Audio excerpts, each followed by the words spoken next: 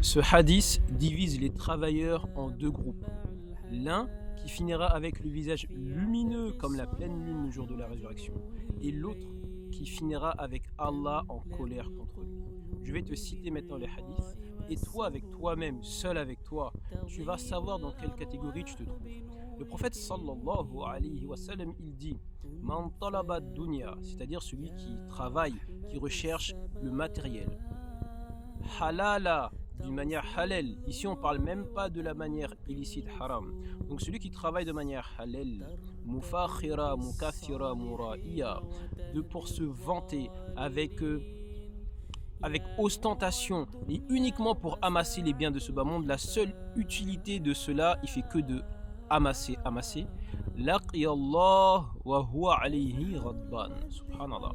Il rencontrera Allah et Allah sera en colère contre lui. Et là, on parle que d'un travail halal. Mais rien qu'avec son intention, Allah sera en colère contre lui. Et maintenant, on parle du second. Man talaba dunya halala. Celui qui travaille de manière halal toujours. Isti'fafan anil mas'ala. Pour se préserver de la mendicité, toujours demander aux gens. Subhanallah. La première cause que tu dois travailler, c'est pour que tu arrêtes de demander et embêter les gens. Première chose.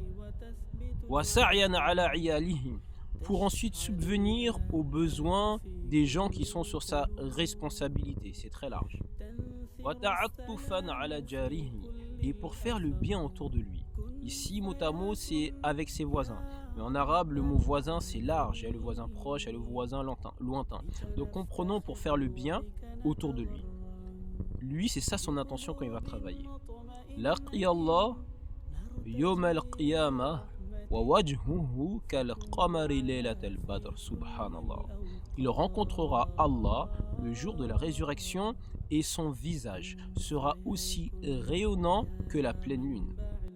Il y a plusieurs enseignements ici, mais on va essayer de retenir que deux. Premièrement, man talaba dunya, c'est-à-dire que la religion te demande de travailler, te demande d'être dans la recherche de quête matérielle, la recherche de la quête immatérielle, de la satisfaction d'Allah, de la lumière, de la baraka, ne te dispense pas de rechercher la vie ici. L'islam est aussi pragmatique. Il ne faut pas croire que c'est que dans l'au-delà. Il t'a mis ici, il a mis des lois, et l'homme, la personne doit aller travailler. Le musulman doit aller travailler. Je ne vais pas rentrer dans une autre porte, mais khir, pour une autre fois.